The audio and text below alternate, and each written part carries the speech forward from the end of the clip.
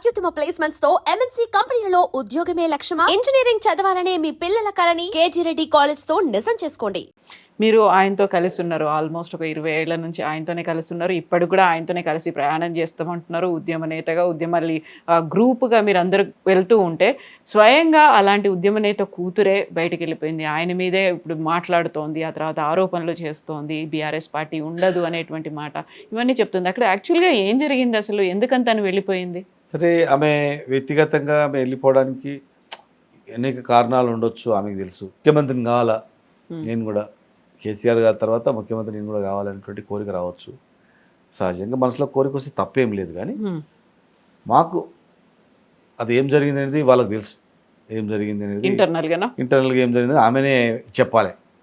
అది అవునా కాదా ఆమె చెప్పింది అనేది వీళ్ళు చెప్పాలి. కుటుంబ సభ్యులు ఎవరన్నా చెప్పాలి. నాకు తెలిసినంత వరకు ఏంటంటే, సారు అందరినీ బాగానే చూసిండు. కుటుంబాన్ని ఎవరిని కుటుంబంలో ఉన్నటువంటి వాళ్ళని ఎవరికి తక్కువ చేయలే సార్. ప్రజలకు ఎట్లా చేసిండ్రో సరే, కుటుంబంలో అందరికీ మంచి చేసిండు. వాళ్ళకి ఎవరికి కుటుంబంలో ఉన్నటువంటి వాళ్ళకు ఎవరిని వదిలిపెట్టినటువంటి సందర్భం మాకేం కనపడతలేదు. మంచి ప్రాధాన్యత ఇచ్చిండు. సరే, నాకు ముఖ్యమంత్రి కావాలనే ఉద్దేశం ఉందేమో పోవచ్చు. కానీ కేసీఆర్ గారిని మాట్లాడడం అనేది మాకు బాధాకరమైనటువంటి అనమాట. ఏం బీకిండ్రు, ఏం కట్టలు కట్టిండ్రు, అట్లా భాష, లాంగ్వేజ్ ఆమెకు తగ్గట్టు కాదు. ఒక జాగృతి సంస్థ పెట్టి స్వతంత్రంగానే కొట్లాడింది తెలంగాణ ఉద్యమంలో. అనేక దేశాలు తిరిగింది ఆమె, దానిలో ఎక్కడ డౌట్ లేదు. కానీ ఇప్పుడు మాట్లాడే భాష అనేది ప్లస్ కేసీఆర్ ఏం చేయలేదు అనేది తప్పది. కేసీఆర్ లేకపోతే వీళ్ళంతా ఎక్కడున్నారు? కేసీఆర్ లేకపోతే రేవంత్ రెడ్డి ముఖ్యమంత్రి అయ్యేటోడు కాదు, తెలంగాణ ఇంత డెవలప్ అయ్యేది కాదు. కేసీఆర్ లేకపోతే ఎవరు, మేమందరం కూడా ఎవరు ఉంటలేము, ఎక్కడెక్కడ ఉండేవాళ్ళమే. కేసీఆర్ అందరినీ పోయేసింది. కేసీఆర్ వల్లనే అందరికీ గౌరవం దక్కింది. కొంతమంది దక్కకపోవచ్చు, కొంతమందికి ఏం పనులు కాకపోవచ్చు. కానీ ఆయన వ్యక్తిగతంగా అనకుండా ఆమె కోరిక మేరకు ఆమెకున్నటువంటి దీన్ని ముఖ్యమంత్రి కావాలనేటువంటి కోరికను కావడానికి ప్రయత్నం చేయడంలో తప్పేం లేదు. ప్రతి మనిషి దానిలో తప్పేం లేదు. కానీ అది ఏం జరిగింది, ఎట్లా జరిగింది అనేది మాకు తెలిసినంత వరకు ఏం ఉండదు. మరి ఆమెకే తెలియాలి. ఇప్పుడు తక్కువ చూసినట్టయితే ఏం లేదు. జైలుకి పోయినప్పుడు తప్పించిపోయాడు కేసీఆర్. ఆమె అరెస్ట్ చేస్తున్నప్పుడు తప్పించిపోయాడు కేసీఆర్ గారు. కేటీఆర్ గారు కానీ, మరి హరీష్ రావు గారు కానీ ఎవరు పట్టించుకోకుండా ఉన్నట్లయితే ఏం లేదు. చాలా ఇంటర్నల్గా మేము దగ్గరుండి చూసినా, నేను వాళ్ళతో పాటు ఢిల్లీ పోయినా చాలా బాధపడ్డారు. అరే, ఆడపిల్ల మీద వేసి ఇట్లా మనం ఇట్లా చేస్తున్నారు, ఆడపిల్లని ఇట్లా ఇరికిచ్చి. ప్రతిసారి పోయిండ్రు కదా మీరు ఢిల్లీకి, మీరు ఉన్నారు ప్రతిసారి. నేను కూడా అలా బయలు వచ్చి బయటకు వచ్చినప్పుడు కూడా ఉన్నారు మీరు. ఆ కుటుంబంలో ఏ చిన్న జరిగినా ఉండాలని అనుకున్నా. ఆ కుటుంబంలో జరిగినది, నేను ఎక్సైజ్ మినిస్టర్గా ఉండి ఎక్సైజ్ కేసులో పెట్టినా కూడా ఈడీ ఆఫీస్లో పోయి గొడవ చేసిన, అక్కడనే ప్రెస్ మీట్ పెట్టిన. లలిత్ మోడీ, నీరవ్ మోడీ వాళ్ళందరూ విజయమాల్య లక్షల కోట్లు ఎగ్గొట్టిన వాళ్ళని వదిలిపెట్టి ఏదో 100 కోట్ల స్కామే కదరా ఇది అంటే ఆమె అరెస్ట్ తప్పనేది మీకు తెలుసు 100% తప్పు. కాకుంటే తను చెప్పేది ఏంటి, అరెస్ట్ అయినప్పుడు ఎవరు రెస్పాండ్ అవ్వలేదు, కేసీఆర్ కానీ పార్టీ కానీ ఎవరు రెస్పాండ్ అవ్వలేదు అనే మాట తను అన్నారు. లేదు, అంటే ఆమె ఏ రకంగా ఎక్స్పెక్ట్ చేసిందో కానీ ఆమెకు తెలుసో తెలియదు. కానీ తిండి తిప్పలు లేకుండా సార్ కానీ, వాళ్ళ సార్ మిసెస్ ఆమె కానీ, మేడం కానీ, కేటీఆర్ కానీ, హరీష్ రావు గారు కానీ అందరూ కూడా చాలా బాధపడట్లే కుటుంబంలో. అయితే సంతోష్ కానీ అందరు ఎవరు సంతోషపడ్డోళ్ళు అయితే మాకేం కనపడలే, బాగా అయింది సంతోషపడే కనపడలే. అందరూ బాధపడ్డోళ్ళే. ఆడపిల్లని ఇరికిస్తున్నారు, ఆడపిల్లని అడ్డం పెట్టి మమ్మల్ని ఇచ్చేయాలని చూస్తుంది ఈ ప్రభుత్వం, కేంద్ర ప్రభుత్వం అని చెప్పి అనుకున్నారు. అట్లదేం లేదు. ఎక్సైజ్ శాఖ మంత్రిగా మీరు అప్పుడు చేసినటువంటి ఆందోళన, లేకుంటే ఇది అక్రమము అని ఇవన్నీ చెప్పి దాన్ని బేస్ చేసుకునేనా కవిత ప్రజాయాత్రలో 40 రోజుల పాటు తిరిగినప్పుడు మీ మీద ఎక్కడ ఆరోపణలు చేయలేదు?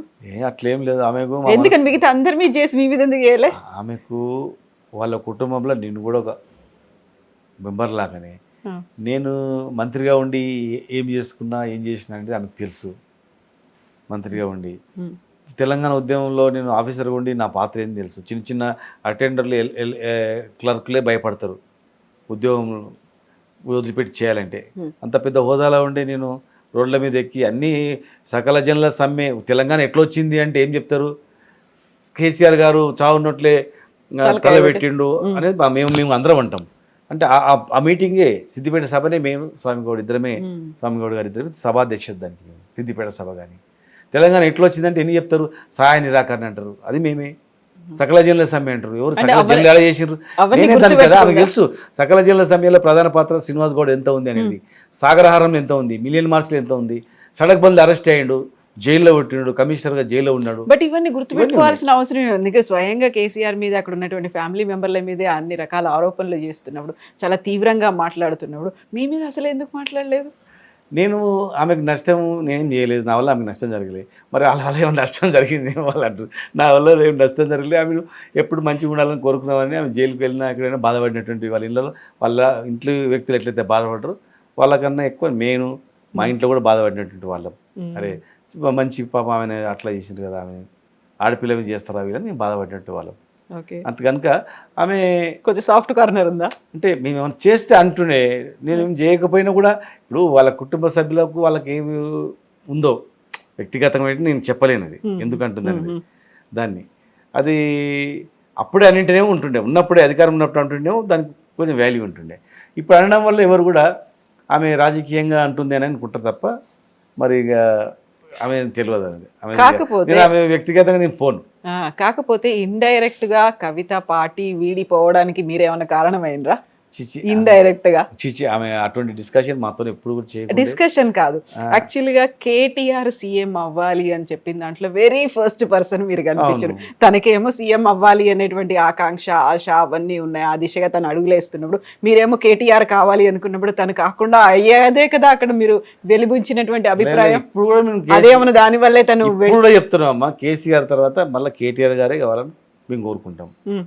కేసీఆర్ గారు ఫస్ట్ మూడవసారి కావాలి కేసీఆర్ గారు, ఆయన తర్వాత నెక్స్ట్ కేటీఆర్ కావాలని కోరుకుంటాం 100%. ఇప్పుడు అదే స్టాండ్, ఇప్పుడు అదే స్టాండ్. కేటీఆర్ గారు ముఖ్యమంత్రి కావడానికి మా అంతా ప్రయత్నం చేస్తాం. తను మేనిఫెస్ట్ చేస్తుంది నెక్స్ట్ తను సీఎం అవుతుంది, తెలంగాణ రాష్ట్రానికి తొలి మహిళా సీఎం అవుతుంది అనేది ఆ దిశగా తను చెప్పింది. ఆ తర్వాత మేము రాసుకుంటున్నాం, ఒక్కొక్కరికి ఎలా తిరిగి చెల్లించాలో కూడా మేము చేస్తాము, ఎవరిని వదిలిపెట్టము అనేటువంటి ఒక మాట కూడా చెప్పింది. రోజు చెప్పలేమమ్మా, ఎవరెవరికి ఏ తల రాసి పెట్టినో తెలియదు కదా. ఇప్పుడు కాలేమో అని చెప్పలేము కదా. ఇప్పుడు రేవంత్ రెడ్డి గారు కూడా ఓ 20 ఏళ్ళ కింద ముఖ్యమంత్రి అయితే అనుకుంటూ వచ్చిండు, మరి ఇప్పుడు ముఖ్యమంత్రి అయిండు. అంటే చాలామంది రాష్ట్రంలో దేశంలో ప్రధానమంత్రి గారు ఇప్పుడు మోడీ గారు ఒకప్పుడు మామూలు స్థాయిలో ఉండేది, చాయ్వాలాగున్నారు. మరి ఇప్పుడు ప్రధానమంత్రి. ఎవరెవరు అదృష్టం ఎట్లుందో చెప్పలేము కదా.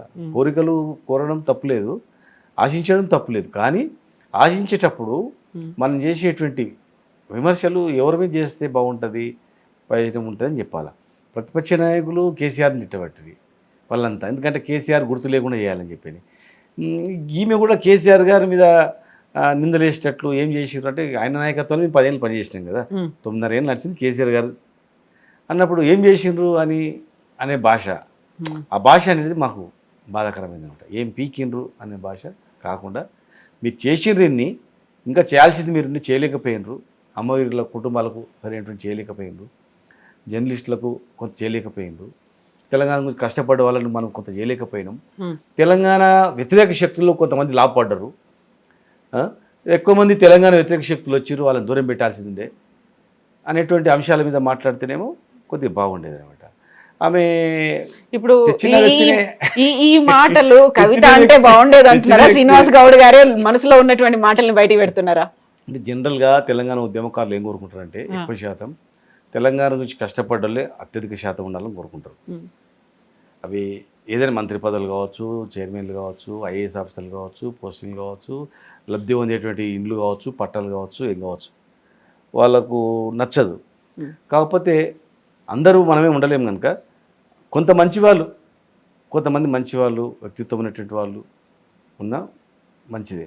ఆమెకి ఎవరైనా నచ్చలేదనుకో, అటువంటి వాళ్ళు నచ్చలేదంటే వాళ్ళని పాయింట్అవుట్ చేస్తే బాగుంటుంది. వీళ్ళ పాత్ర ఏంది, వాళ్ళ తెలంగాణ వీళ్ళ పాత్ర ఏంది, ఇప్పుడేంది అని చెప్తే బాగుంటుంది. కానీ తెలంగాణ తెచ్చిన నాయకుడినే ఏం చేసిండు అనడం తప్పది. మీకు కూడా అదే మాట అనిపించిందా? లేదమ్మా, ఇప్పుడు మంచి వాళ్ళు ఎవరైతే ఉన్నారో వాళ్ళకి ఎంకరేజ్మెంటో లేకుంటే వాళ్ళని దగ్గర తీసుకోవాల్సి ఉండే, వాళ్ళని దూరం పెట్టిండ్రు, ఉద్యమంలో కీలకమైనటువంటి పాత్ర పోషించినటువంటి వాళ్ళు, మిగతా వాళ్ళు ఎవరో వచ్చిండ్రు, బయటి పార్టీల వాళ్ళు లేకుంటే కావలసిన వాళ్ళు, వాళ్ళందరూ అనుకున్న వాళ్ళే వచ్చిండ్రు అనే మాట కవిత చెప్పినట్టుగా ఉంది అక్కడ. కేసీఆర్ చుట్టూ దయ్యాలు చేరిండ్రు, ఆ దయ్యాలు ఎవరో అనేది, అదే మీరు కూడా ఫీల్ అవుతుండ్రా? అంటే ఒకటి వాస్తవం చెప్పాలంటే ఏంటంటే ఆయన కేసీఆర్ గారి దృష్టి అంతా ఏంటంటే ఎప్పటికీ వ్యవసాయం ఎట్లా డెవలప్ చేయాలి, ప్రాజెక్ట్ ఎట్లా తీసుకురావాలి, కరెంట్ ఎట్లా తీసుకురావాలి. 10 ఏళ్ళల్లో ఇంత పెద్ద మార్పు అంటే రాష్ట్రం మామూలు మాట కదా. రజనీకాంత్ సినిమా యాక్టర్ వచ్చి ఇది అమెరికనే అన్నాడు. మరి ఇంత పెద్ద అమెరికన్ చేసిన కేసీఆర్ గారు 10 ఏళ్ళు ఎట్లా చేయగలుగుతారు చెప్పండి. అంత చేసిండు. అక్కడ కొంత ఐఏఎస్ ఆఫీసర్స్ కొంతమంది, ముఖ్యంగా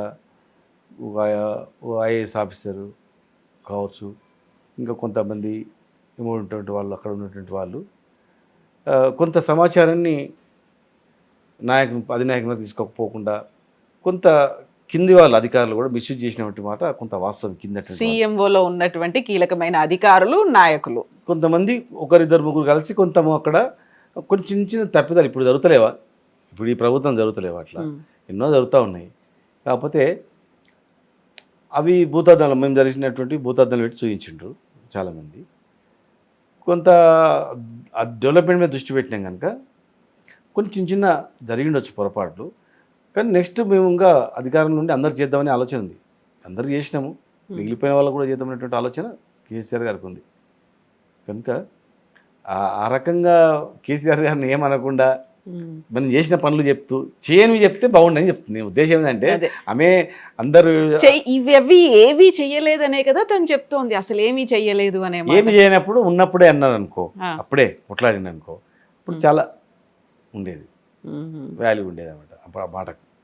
ఇప్పుడు అన్న వల్ల దానికి వ్యతిరేకంగా ఉంటా అనిపిస్తుంది లాజిక్. అది అంటే తనకు ఆ పవర్ ఉండేది, తను వెళ్ళి మాట్లాడొచ్చు అనుకున్నప్పుడు వెళ్ళనీయకుండా చేసిండ్రు అనేదే కదా తను చెప్పలేకపోయింది, తను కలవలేకపోయింది అనేదే కదా తన ఆవేదన అంతా. అప్పుడే మీరెవర్రా అని చెప్పి కొట్లాడింది అనుకో, ఇన్సైడ్ ఉన్నప్పుడు అప్పుడే మీరెవర్రా నన్ను రానియకపోవడానికి, మీరెవర్రా ఈ పని నాకు చేయకుండానికి, మీరు ఎక్కడి నుంచి వచ్చి, నేను తెలంగాణ ఉద్యమంలో కొట్లాడిన జాగృతి సంస్థ పెట్టాను, మీకేముందరా నాకన్నా చెప్పని గట్టిగా మాట్లాడింది అనుకో, అప్పుడు గల్లబట్టి మాట్లాడే శక్తి ఆమెకు ఉండే. అప్పుడు ఏం మాట్లాడలేదు కనుక ఇప్పుడు మాట్లాడితే దానికి పెద్దగా ఉండదు. నేను మా నాన్నకి లెటర్లు రాసిన, ఆ లెటర్లను కూడా లీక్ చేసిండ్రు, కావాలని వీళ్ళే నాన్నకి చేరకుండా చేసింది అనే మాట. అంటే తను నేను ఉన్నప్పుడు కూడా అక్కడ ఏదైతే అసమ్మతి ఉందో, అసంతృప్తి ఉందో నాన్న దగ్గరికి తీసుకెళ్లే ప్రయత్నం చేసినా కాకుండా వెళ్లకుండా చేసినటువంటి కొంతమంది దయ్యాలు ఉన్నారు అనే మాట. నేను ఇంటర్నల్గానే ఫైట్ చేసిన, కాకపోతే నన్ను బయటికి పంపించిండ్రు కాబట్టి నేను మాట్లాడక తప్పదు అనే మాట తను అంటుంది. ఆ వ్యక్తిగతంగా అయినటువంటివి అనుభవించిన వాళ్ళకు ఆమెకు తెలిసి ఉండొచ్చు, ఏదో కొంత ఉంటుంది, లేదైతే ఆమె అన్నది కదా, కొంత ఉండొచ్చు. తర్వాత జరిగినటువంటి పరిణామాలు ఆమె సమీక్షించుకొని అక్కడ ఉన్నటువంటి వాళ్ళు ఏం లబ్ధి పొందిండ్రు, అరే నేను ఎట్లా ఉన్నా అనేటువంటిది కొంత తెలుసుకొని బాధపడవచ్చు. కానీ దానిలో కేసీఆర్ గారు కానీ కేటీఆర్ గారు కానీ ఏం తప్పులేదు. కేటీఆర్ గారు ఎప్పుడు కూడా మంచి ప్రిఫరెన్స్ ఇచ్చేది కేటీఆర్ గారు. కేసీఆర్ గారు కూడా చాలా ఇష్టం, కూతురు అంటే అత్యంత ప్రేమ. ఇంకా ఆమె అడిగితే ఏది కాదనేది లేదు. ఇంకా కేటీఆర్ అడిగితేనన్నా ఏదో గట్టిగా ఏదో సమాధానం చెప్పేవాడు. కానీ ఆమె కవిత గారు అడిగితే కేసీఆర్ గారు నో అనే ప్రసక్తి లేదు. అంత పెద్ద చనువు, అంత ప్రేమ ఆమె. హరీష్ మీద ఎందుకు కోపం ఉంది మరి? అదిగా వాళ్ళకు ఫ్యామిలీలో ఏముందో నేను చెప్పడానికి రాదు. ఇప్పుడు శ్రీనివాస్ గౌడ్ గారికి అసంతృప్తి ఉందా? బాగానే ఉన్నారా? ఇన్నేళ్ల తర్వాత ఉద్యమ లీడర్గా చేసిండ్రు, జేఏసీ చూసిండ్రు, ఆ తర్వాత ఎమ్మెల్యేగా అయినరు, మంత్రి అయినరు. ఈ మొత్తం జర్నీలో హౌ హ్యాపీ యు ఆర్ అంటే ఏం చెప్తారు? ఎంత సంతృప్తికరంగా ఉన్నారు? లేకుంటే ఆవేదన ఉందా, బాధ ఉందా? లేదు, సంతోషంగా ఉంది. ఇంకా మా జిల్లాని బాగా చేయాలని, ముఖ్యంగా మా జిల్లాలో ఇరిగేషన్ ప్రాజెక్ట్స్, మంచి హాస్పిటల్స్, ఎంప్లాయ్మెంట్ క్రియేట్ చేయాలని. ప్లస్ రేపు వచ్చిన తర్వాత ఏవైతే మేము ఉద్యమకారులు అక్కడక్కడ మర్చిపోయిన వాళ్ళు ఉంటారో, కొంతమంది సఫర్ అయినటువంటి వాళ్ళు, వాళ్ళందరినీ దగ్గర తీసుకోవాలి, వాళ్ళందరినీ చేయాలి. అమరుల కుటుంబాలకు కూడా ఇంకా దగ్గర ప్రిఫరెన్స్ ఇచ్చేయాలి, వాళ్ళకు కూడా అన్ని పదవులు వచ్చేటట్టు చేయాలి, కొట్లాడాలి. డైరెక్ట్గా వాళ్ళకు అయ్యేటట్లు పని చేయాలి. లేదనుకుంటే ఇంట్లో మనం చేయాలని చెప్పినా సరే వాళ్ళ తరఫున మనం చేయాలి. కేసీఆర్ గారిని మళ్ళీ 3వ సారి ముఖ్యమంత్రి చూడాలి, గ్యారెంటీ చేయాలి అనేది ఉంది. ఎట్టి పరిస్థితులలో మాకు హక్కు ఉంటుంది. తెలంగాణ రాష్ట్రం గురించి కొట్లాడిన వాళ్ళం, కేసీఆర్ గారు ఇప్పుడు ఉన్న వాళ్ళం కనుక మాకు జనరల్గా ఏముంటుందంటే మాకన్నా ఎక్కువ ప్రిఫరెన్స్ ఎవరికి ఇస్తుంటే మేము తట్టుకోము.